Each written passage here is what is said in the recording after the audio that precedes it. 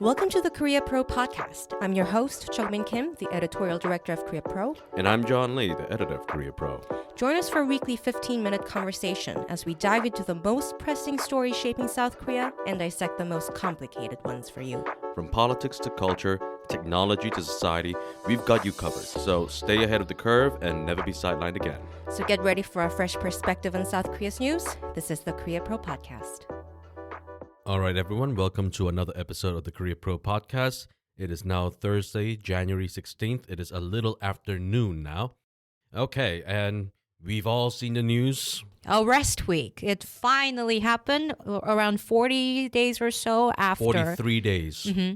So how did it end up? Like the first time and the second time, the investigators tried arresting Yoon. They failed, but what happened this time? Well, this time around, they came back with a huge force. In the second attempt, when they tried to arrest the president, they came with 150 personnel, including police officers and CIO officials. Right, but there were much more protesters in front of the residents. Mm-hmm. Now, this time they cordoned off the protesters. They brought in fire departments. There were 1,500 personnel there to arrest the president.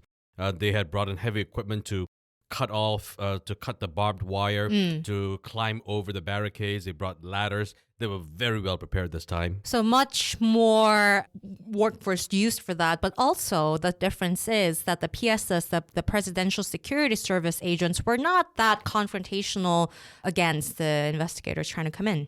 I think Choi Sang-mok deserves a little bit of credit for this. The acting president did say several times that there should be no bloodshed whatsoever. There should be no violence. And although this was a very passive statement, this was Choi Sang-mok's indirect way of saying that he wants the PSS to stand down. Right, and also there were exclusive reports from local media that the PSS agents were disobeying basically for the orders from above, like especially loyal people to Yoon, trying to ask the agents to actually stop the police from coming in. Choi Sang-mok accepted the resignation of the PSS chief. And when the acting chief became the guy in charge, as he was also arrested and dragged away before Yoon was apprehended, he reportedly told the PSS agents to keep on fighting, but they just did not obey his orders. So what was the optics like? Was that what you expected, or was that not so dramatic as you sort of expected it to be? It was certainly not nearly as dramatic as I had envisioned in my mind. What did you envision in your mind? Well, despite how tall President Yoon is, I was thinking that there might be really tall investigation officials there, just lifting him by the armpits and just seeing his legs dangle in the air, kicking and screaming as he's very being shoved K-drama, into the John. SUV. Exactly. But of course, none of that happened. It was, I'm not sure if this is the correct word, but it was more, shall we say, dignified than what I was envisioning in my mind. I think also broadcasters were cordoned off as well, so they only saw like little shots of like Yoon's forehead sort of going into the CIO building and whatnot, but it wasn't really like handcuffs and everything. And also, I know that the presidential legal team was going after all of these various local domestic media outlets that had taken video footages of the presidential residence. The legal team was saying that recording the presidential residence the way they did was a violation of security protocols. They reported them to police. They reported them to the police. So I'm not sure if that had much of an effect, but this time around, the media did take a huge step back in their recording. And then there was this awkward moment when it was around like 99% possibility that the CIO will succeed in arresting Yoon. Like a few minutes before that, Yoon was like, "Oh, I will voluntarily be summoned." Yeah, he gave a televised address right before he was apprehended. It was like pre-recorded address that was given to media. And after he was apprehended, someone in his office, I guess, uploaded his handwritten letters onto his Facebook and profile. And a full text. And after he was apprehended, was taken to the CIO office, he reportedly stopped talking, which is, you know what? If I were his lawyers, I would be a little annoyed that he would give all of these kinds of statements before going to investigators, and then when actually talking with investigators, says nothing. And that doesn't sound like a sound legal strategy. Right, and also this is a very, very long speech, and I really don't envy having been Yoon's speechwriter or editor at all, because looking at this, very obviously not edited. His tone for the letter is very interesting. He said something very interesting, like, it was only after the impeachment that I truly realized that I am a president. Like, really? It only took him 2.5 years to realize that.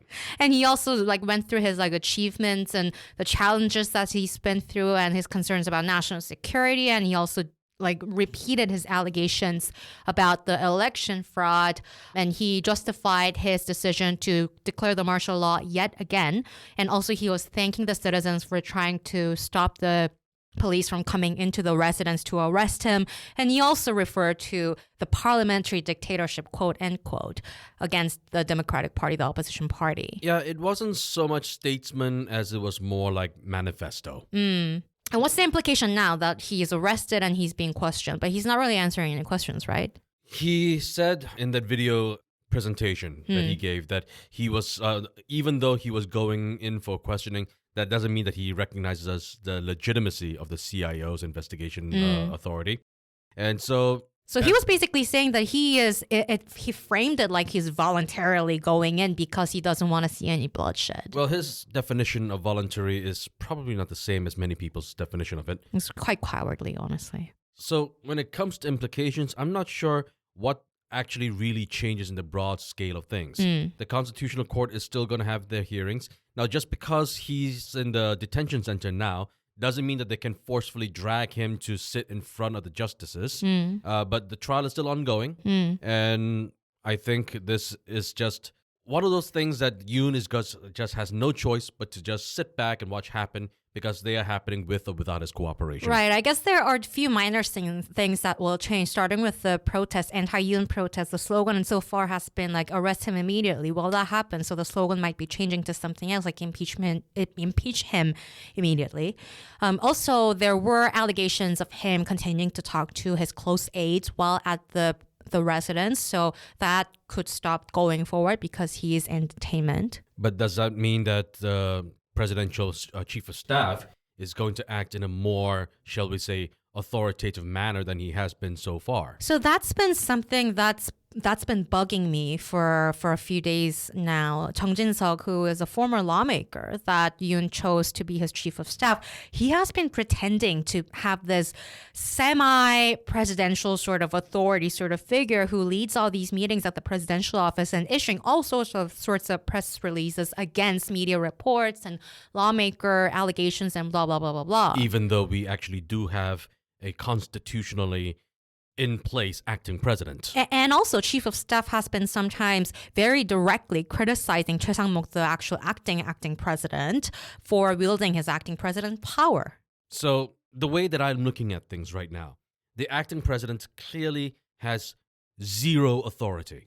He has the legal authority, but he doesn't have any political authority. Right, but this could go on for a while. And if Choi Sang-mok stays to be an acting president, do you think, this is a new question, but do you think it changes anything that he is actually an econ expert and he is the one that is leading South Korea technically right now while the currency is like very bad? Well, Choi Sang-mok and the BOK governor, they are two peas in a pod. They're always talking about the economy. They're always coordinating. And so when it comes to the country's economic direction and health, I think they are going to remain on the single sane team.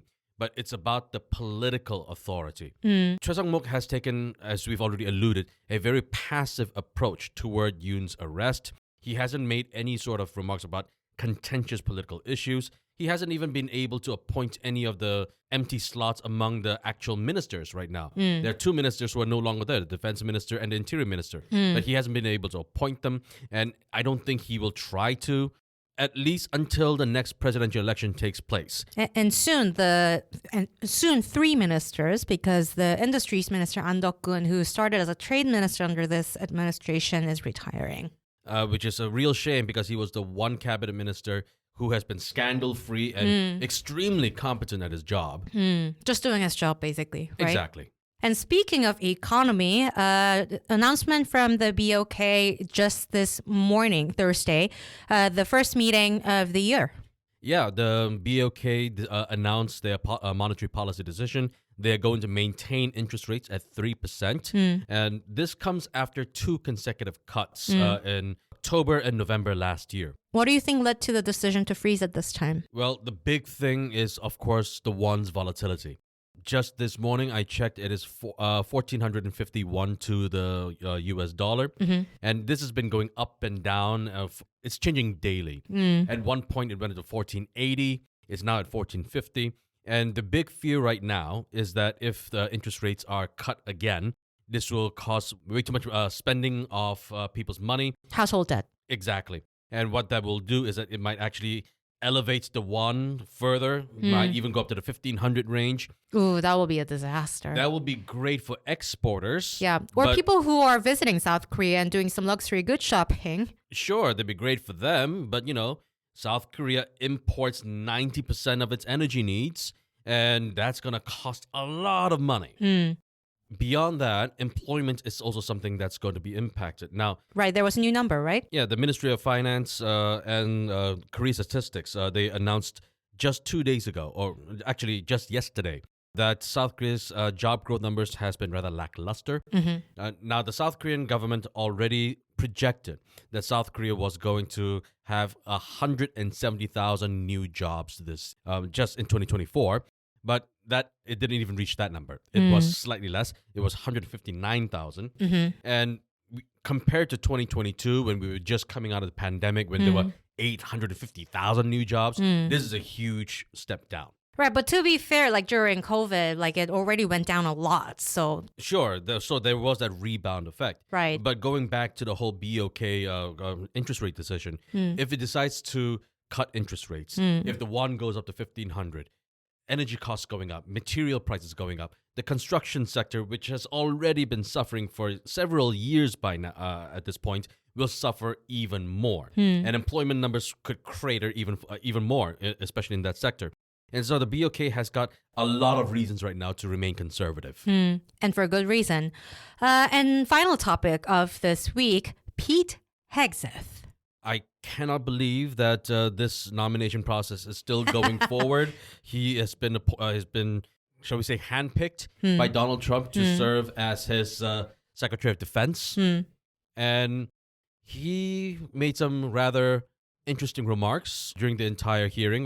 But of course, because this is a Korea Pro podcast, we will focus on his Korea-related remarks. Right, it is North Korea remark, but it has South Korea implication. The Pentagon chief nominee, he called North Korea a nuclear state on Tuesday, and a lot of South Korean local media and some lawmakers, they said that this might be signaling a shift from the long-standing U.S. policy of never accepting the DPRK's nuclear status, and this might have a spiraling effect on South Korea's pro-nuclear base here. Now, of course, the simple argument to make is that North Korea does have nuclear weapons. Whether we... De facto. It's a de facto nuclear weapon state. Whether we accept it as a nuclear state or not, it has nuclear weapons. But the fact that he described it as a nuclear state, that has legal repercussions. Right, like official recognition and like colloquially, mistakenly referring to it or saying that it has nuclear weapon, it's kind of different. Let me just read the actual comment that he gave in full. He said, the DPRK status as a nuclear power, its intense focus on increasing the range of missiles capable of delivering nuclear warheads, and its growing cyber capabilities all pose a threat to stability on the Korean Peninsula, blah, blah, blah. Okay. Quite official. It is a very official sounding statement, especially if it comes from someone who could become the next U.S. Secretary of Defense. Oh, so this was a written statement. Right. And so this is causing alarm bells to ring. Now, of course, we have to consider the source. Pete Hegseth, as everyone knows, he cut his teeth on Fox News as a talking head. Right. And so I didn't watch the entire hearing. I just watched snippets of it on YouTube.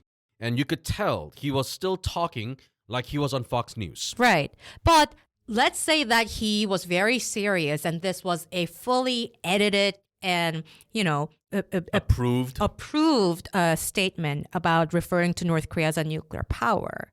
Let's say that the Democratic Party comes in, maybe April or whatnot, as the next South Korean administration. How would they see this new U.S. policy if it is an official one? If I were them, I'd start drinking. Look, South Korea is already at a huge disadvantage. Right. If Trump comes, not if, but when Trump comes into office and he decides that that North Korea is unfinished business and he wants to meet with Kim Jong Un again. Kim Jong Un this time is going to say, okay, let's meet, but this time not without South Korea. He doesn't want to sit across whoever the next South Korean president is going to be. He already experienced it with Moon Jae-in. Right. And he doesn't want to share the limelight with South Korea. And already, if Trump gets that offer, he's going to say, okay, fine, let's talk without South Korea. And already South Korea is at that disadvantaged position. But if the U.S.